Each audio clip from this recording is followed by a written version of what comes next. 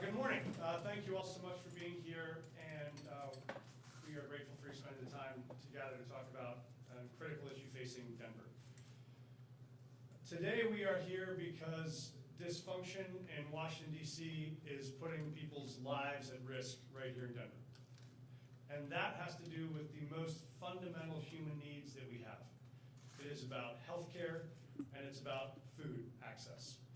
As you know, we are right now in the midst of the government shutdown, which means for the first time in the 60-year history of the SNAP program, starting Saturday, 100,000 Denverites could lose access to the food they rely on to live on. And we are in that battle because we are grateful that Democrats in Washington are refusing to cave on what will be a threat to double the health care costs for Coloradans in the proposed legislation of Trump's budget-busting bill. What that would mean is right now, you can see in Colorado, if we don't get those changes, healthcare premiums would go up almost double for every resident of Colorado. And we estimate about 75,000 families would then lose healthcare altogether because they'd be unable to pay those new premiums. That is what's at stake. But the folks who are being injured in this battle are Denverites who are most in need. Right now, we know there are about 100,000 Denverites who could lose food benefits starting this Saturday. And by some estimates, 30 to 50,000 of those are children. That means when you have kids showing up at your house tomorrow night to trick or treat, 1 out of 7 of those kids that show up with a mask on at your front door will not know whether they're going to get food when they go back home the next day. In Denver, we refuse to let our neighbors go hungry.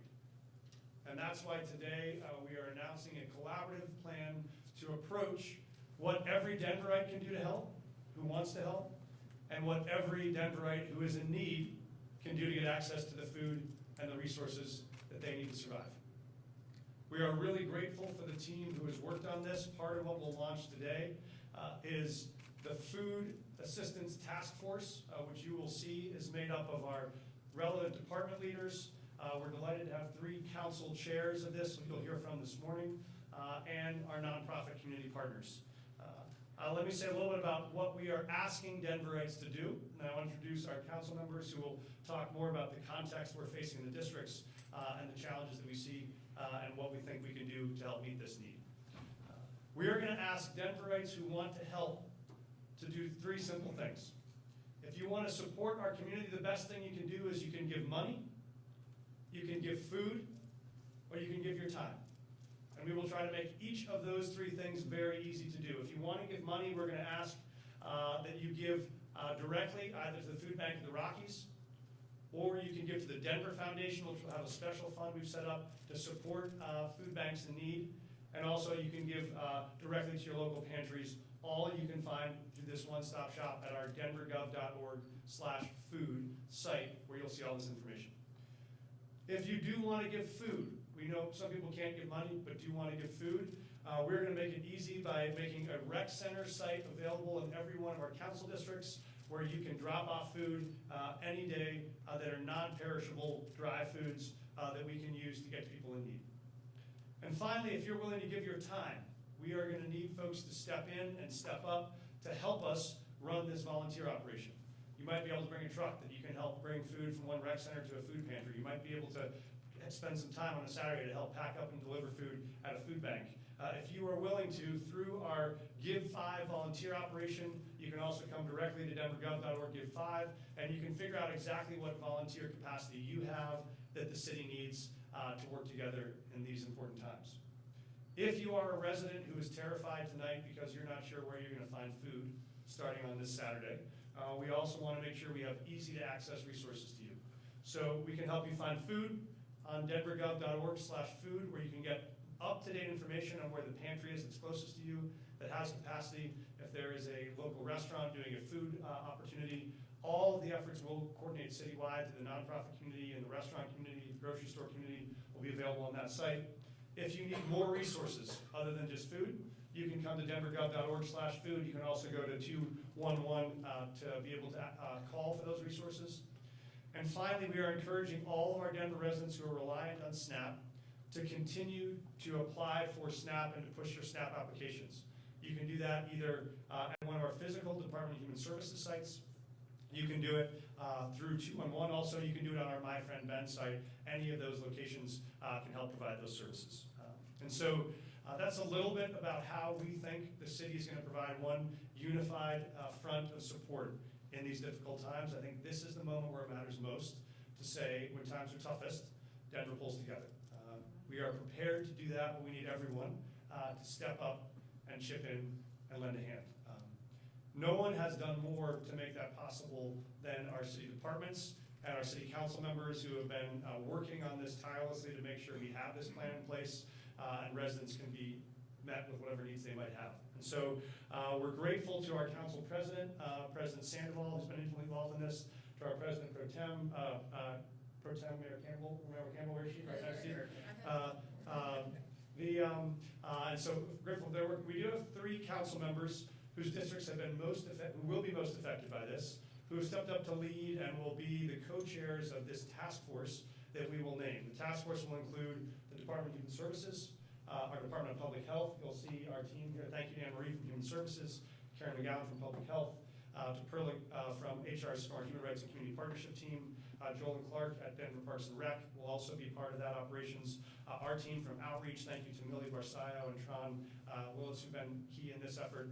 We'll work collaboratively to make sure as the needs evolve, we don't know how long this could last, how deep these needs will go. What we wanted to do is make sure we have a daily operation in place to be able to respond to that. In addition, our team at Denver Department of Public Health, we have in the city the Healthy Fund for Denver Kids, or Healthy Food for Denver Kids Fund, which is designed to help support kids in need. They will also help try to activate some of the emergency funds they have that were used in COVID to provide additional support to those nonprofit partners that are doing critical work in these times. So we will be all hands on deck to try to meet this big challenge, but we can only do it with your help. So with that, I want to introduce our co-chairs of this task force and our council members who have been leading to pull this operation together, to talk about all the ways in which you get directly involved and how they will be key points in making sure information you need on a real-time basis is getting out. So please welcome our councilman from the fine District 9, fantastic community leader and co-chair of this task force, Darrell Watson. Thank you, sir. So this morning, as I woke up and had the opportunity and know that we're going to be here to speak on this issue, first I should say thank you so much for having me, Mayor. Thank you so much for the nonprofit leaders and the city officials, our leadership, council member, Council President Sandoval, and Council President Pro Tem Romero Campbell. My name is Darrell Watson. I'm honored to serve the residents of the fine District 9. But I woke up with a heavy heart. I am a product of the SNAP program when I was a kid. I'm the youngest of 7, a single mother, and we were sustained by food assistance. We would not have had breakfast, and we would not have dinner. It was not for government subsidies. So this moment that we face together weighs heavy on my heart. And it weighs heavy on hearts of each of the elected officials and nonprofit leaders and community members standing beside me. We know that there's fear in community for folks who are saying, we're not sure what we're going to do through the month of November. And that is why today's press conference and today's leadership by the City and County of Denver in collaboration with our partners and with the state is so essential.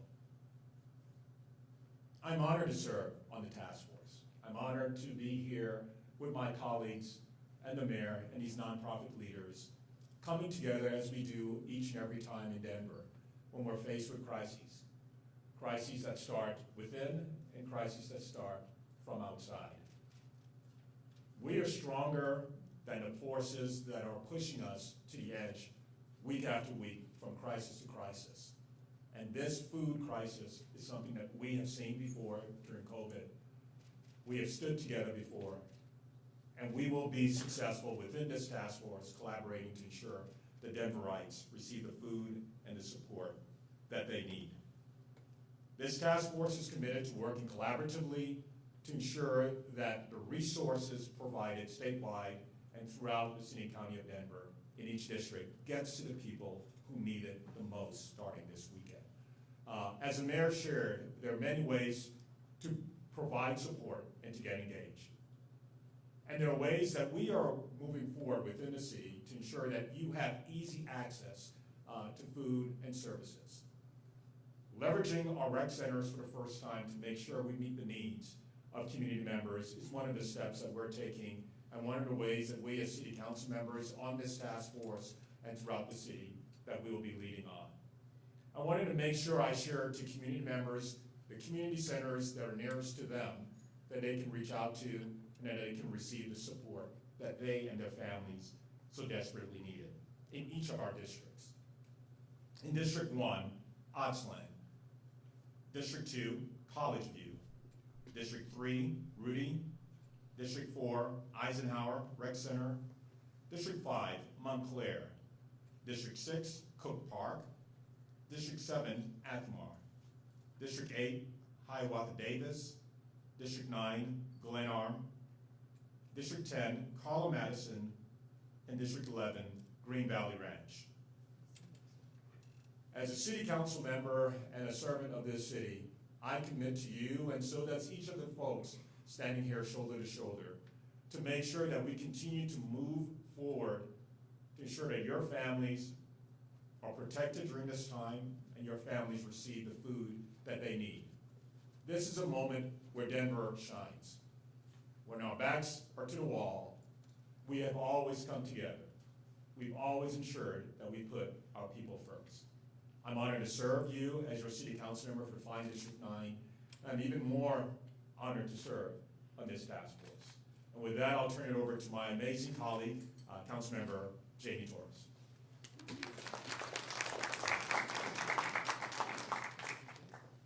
Thank you all so much. I'm proud to represent West Denver District 3, and I stand before you as a daughter who stood with her mom in food bank lines when I was a child. So what we're talking about is supporting the families and children who will grow up to be the leaders of this city. It is children, it is families, it is elders, it is people with disabilities who are recipients of SNAP benefits. The importance of this issue could not be more real. 21% of recipients in Denver live in my district. And I know that, and I see that, because we also have the pantries. We're trying to grow our own food where we have absence of grocery stores. This is pervasive, and it is something that even Denver residents have already shown up in leadership around, in volunteering for those organizations, in supporting the Healthy Food for Denver Kids sales tax in 2018. Things like this are what we have needed. We don't entirely have the support or the gap to fill what the federal government is failing Denver and Coloradans on right now. 42 million households across the country are going to be losing their access to food on November 1st. This is massive. This is not just a city problem, this is heavily even a rural problem for folks who don't even have proximity to grocery stores. So think about the economy of our communities as you think about where do these benefits go to? They go to our grocery stores, they go to our markets, and literally no place else. So I ask you to think about that as we talk about the options that lay before us. And I am so deeply grateful for Denver Human Services, the Denver Department of Public Health and Environment, the mayor's team, who have pulled together really quickly this strategy to try to encourage our residents to come forward. And I know you can, and I know you have, because we've seen you do it before. I want to impress additional options in addition to give money, give food, give time. Give animal food to the Denver Animal Shelter. What we don't want are families also having to make the really difficult decisions of having to surrender their dog or not feed their cat because they have to make the choice to feed their kids. So keep all of this in mind, as we know this is our neighbor, this is the family down the street, but it affects everyone. Thank you so much for tuning in. What I know is that this is going to come as a surprise to a lot of these families who are just working. They are trying to make ends meet, and they're not paying attention to CNN or Denver News about what's going to confront them when they have zero balance on their card in just a couple days. So please impress upon your networks, your church groups, your volunteer groups, your neighborhood associations, that this is the crucial need right now. Holidays are coming up. Family means the most right now, and we don't want folks to feel left behind or isolated. So thank you for being here. I thank Denver Inner City Parish for stepping into this space. Sun Valley Kitchen, Revision, Servicios de la Raza, Común. There are so many organizations that have stepped up to feed our communities already, and they are going to be swamped. So thank you so much for being here. This is crucial. Thank you. And I'm honored to introduce my colleague west of I-25, Councilman Flynn.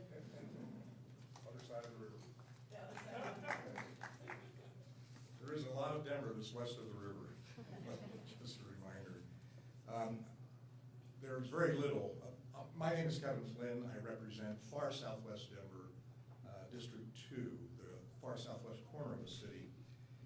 There is very little that can be more frightening to a family than not knowing where your next meal is coming from. And as Councilman Torres very vividly described, on Saturday or Sunday when our clients try to go purchase food and discover there's no balance, what are they going to do? And so to put this task force together is part of the response. But I do have to tell you that on my way over here, I was listening to the radio in my car, and there's right now an emergency federal court hearing in Boston on a lawsuit filed by, I think it was 23 states in the District of Columbia, and Colorado is one of them. And it is so damn frustrating to hear. Can I say damn? Sorry. It's just so darn frustrating to realize that at the federal government there is a contingency fund of, I believe they said it was $6 billion. Can we turn the feedback down? I thought that was me. It's like the background. It was because I said damn. It's all because I said damn. It's so frustrating to realize that there's, from what I heard on the news, $6 billion in a contingency fund for SNAP that was appropriated by the Congress for this very purpose. And that Colorado and the other states are arguing that this is the reason now and those funds should be released. And to have the administration argue that, no, we can't because the government is shut down. It's a ridiculous argument when 42 million Americans are facing not knowing where their next meal is coming from. I know from personal experience just yesterday how eager our Denver families, and by families I mean collectively, all of our Denver households want to help. We put together just very quickly in a couple of days a food drive in Southwest Denver for our local pantry community ministry, which has served Southwest Denver for nearly 60 years. And in just a few hours at our office in Bear Valley, we collected over 600 or 700 pounds of food. People were coming in all day. It was just so wonderful to see the outpouring from Denver people to help their neighbors. My concession to age, I want to make sure I get the details right. In addition to what Councilman Watson mentioned about the rec centers are going to be accepting and distributing food to our community, we also have a couple of other programs that people can look to. So in addition to our food banks and pantries, youth ages 3 to 18 can have free lunch on Saturdays at the 14 recreation centers that currently partner with the Tasty Food Program.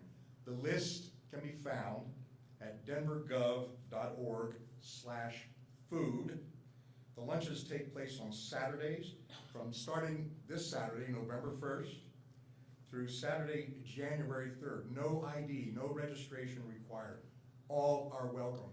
I used to drive by my rec centers and I would see the signs out there. Tasty food lunches today, come on in.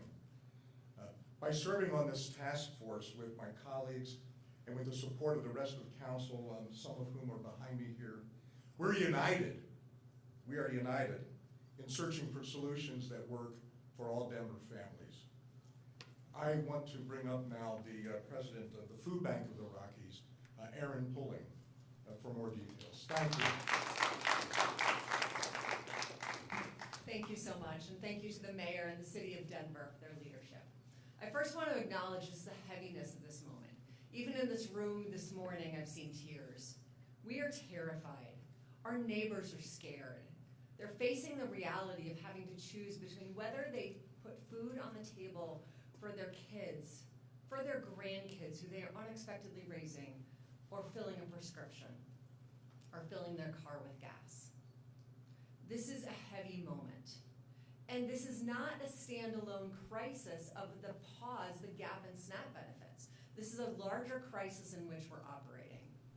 Food Bank of the Rockies and food banks and food pantries across the country are already facing a more than 10-year high in the rates of food insecurity. And then several months ago, we had a significant reduction in the amount of USDA government commodity food we receive. That reduction totaled 7% of Food Bank of the Rockies food supply, or enough food for 14,000 meals a day. We've also now seen reductions in SNAP and Medicaid, which are taking effect over the next couple of years. Those impacts alone are estimated to more than double the need for Food Bank of the Rockies, food banks, and food pantries around the country.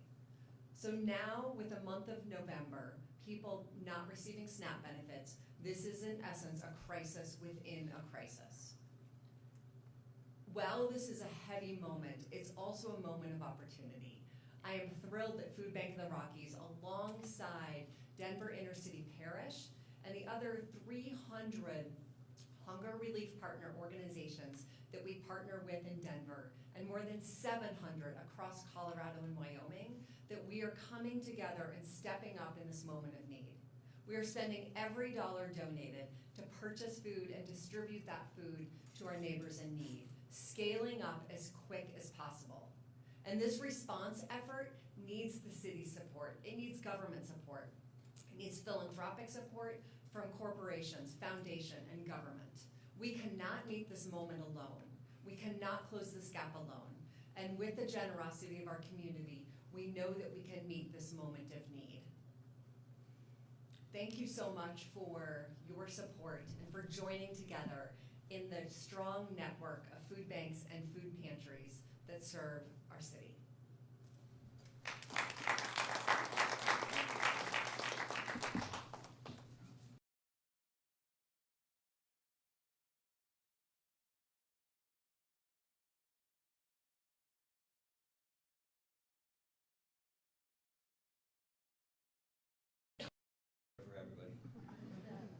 Here at DICP, we've supported our community for 65 years. We have no restrictions on who we serve, but our home is here in La Alma and in a broader context, Southwest Denver. We work closely with partners such as Southwest Food Coalition, Food Bank of the Rockies, We Don't Waste. As Aaron alluded to, we have a long history together. Recently, we converted our food distribution model to a free market available 4 to 5 days a week. Anyone can make an appointment to visit and walk in if there's availability. Because we can plan more systematically. Starting next week, we increased our weekly appointments by over 25%. We can increase our services in the face of this crisis with generous donations that began coming in this week. We increased our food budget for November, and hopefully with the help of Denverites' generosity beyond the end of the month and the current crisis. But we'll need more help from our neighbors with means. Food drives, online donations, volunteering in the pantry, all of it truly enables more families to visit our pantry and to leave with healthy, nutritious food. We're grateful for partners like FBR who have greater procurement reach and more storage capacity. We share their focus on nutritious food. We We share the food we have with our partners and with our clientele. We know humanity can be at its best when a crisis hits, but I'd like to emphasize that despite the circumstances, our charitable food system isn't really the answer. It's a Band-Aid. What we really want and what we'd like donations to eventually help with is a systemic solution to hunger and poverty. We keep our eyes on this long-term work, and of course we'll rally in this unprecedented time. So we're grateful for the city that takes a stand. We're grateful for partners who empower those of us on the ground to keep serving our communities. So from all of DICP, thank you. And I believe Mayor Johnston's going to wrap us up.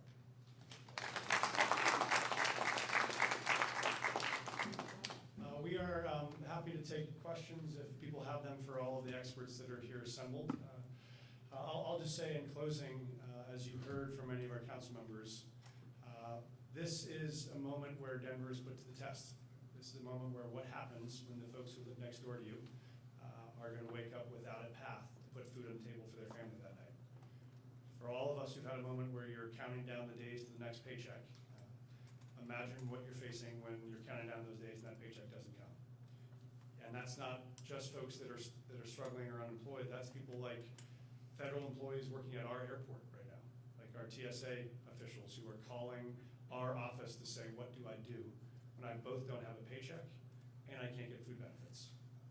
There are going to be 100,000 Denverites in that position this weekend, and this is our chance to stand up and say, whatever happens, we look out for each other. We believe deeply in Denver that all of our problems are solvable and that we're the ones to solve them. But that only works if we all engage, because the city can't solve this on its own, our nonprofit partners can't solve it on its own, but we collectively, all 720,000 of us, if we say, what can we do today to make a difference in the family's life who needs me, we're up to this task. But we have to be all in. With that, I'm happy to stop and we'll take questions. Yes? Can you speak to the Hispanic community who is facing this kind of situation, please?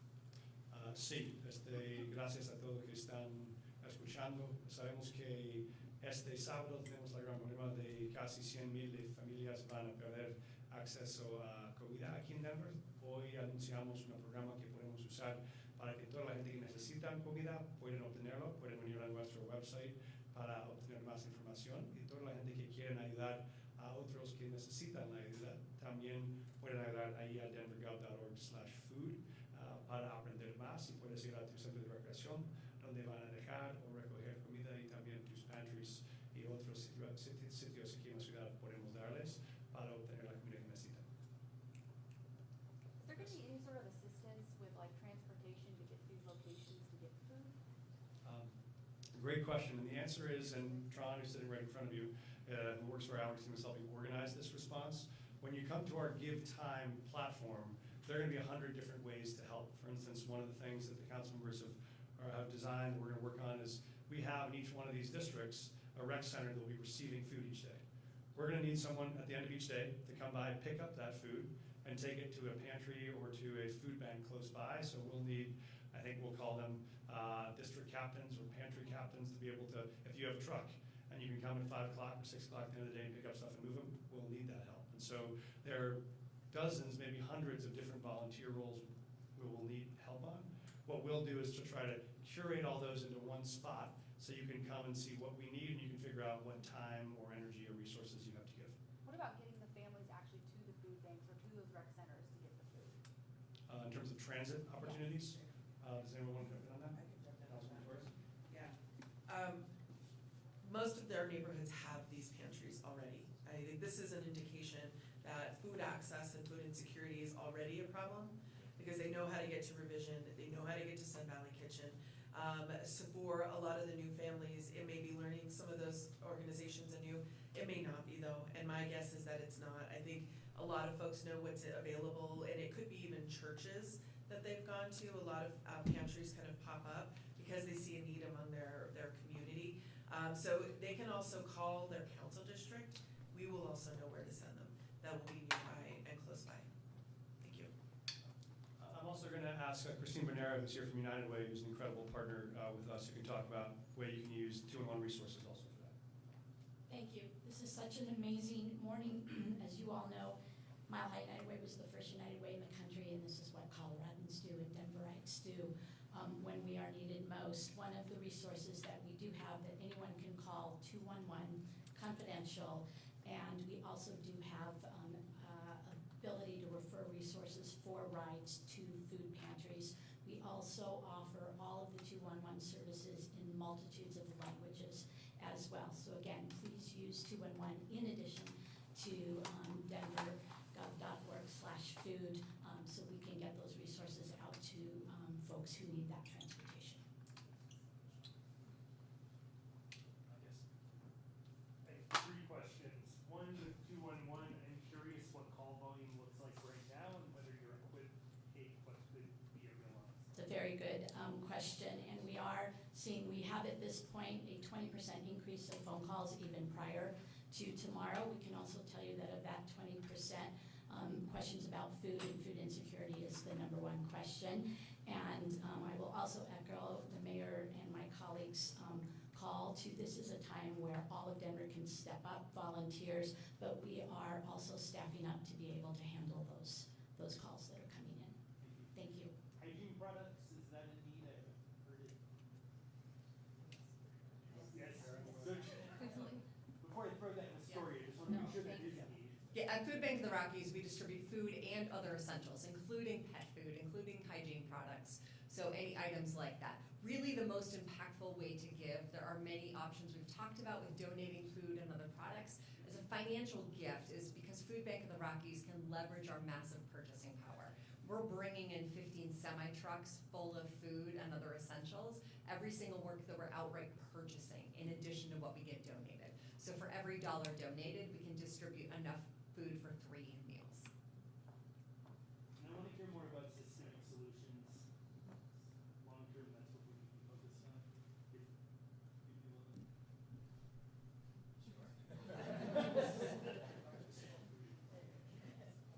I think systemic solutions look like less charity and instead of a pantry, maybe a cooperative market. That's a very micro example, but I think that's our focus, and I'm guessing I speak for most pantries and food banks, where we just keep our eyes on that bigger goal while we know that there's work on the ground to be done. It doesn't shift the power, right, if we're just giving food all the time from point A to point B. So we can talk more after. I don't want to take up too much. I have might add to answer your question a little bit. Oh yeah, my name is Ken. I'm with the Southwest Food Coalition, not block. And I put on my nicest hoodie today with the stains here and stains here, so you know that I actually do some of the work. Yeah, I think we've been involved in this in meetings for the last several weeks, and we think that one thing that we're hoping comes out of this is that highlights the kind of brokenness of the food system that we have. And while we kind of recognize that, we would love to, in an ideal world, get rid of the terrible food system, everybody would just have access to the food that they need. That's not the reality that we're in right now. And during the pandemic, we kind of realized that there's a major lack of infrastructure and lack of coordination. So we hope that this highlights to leaders all over the city that it's a need now and will be a need in the future. Until we can figure out the root causes of hunger, root causes of poverty, there's going to continue to be people in need, and we can bolster our coordination ability, basic infrastructure, basic coordination would go a long way. I have a 2-pronged question. Yes, sir. The waste no more ballot measure, the ordinance that we just passed, promotes consumable food waste donation. How is the city working with Colorado Restaurant Association to promote to restaurants and grocery stores to donate instead of throw away consumable food? And then I have a second prong to that. Great. I don't know if, Toronto, did you want to speak to that, or? Please come on up. I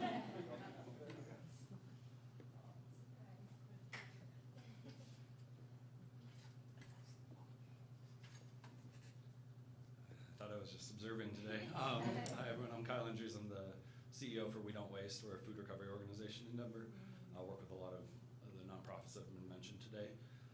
We work with the city to promote composting as well as food donation. So we're a food rescue organization again, so we can work with really entities across the food chain to recover unused food. So the city helps spread the word to those entities, and then they connect with us if they have food, surplus food to donate. So how is that communication happening now in expansion based on the urgency that the city is expressing today?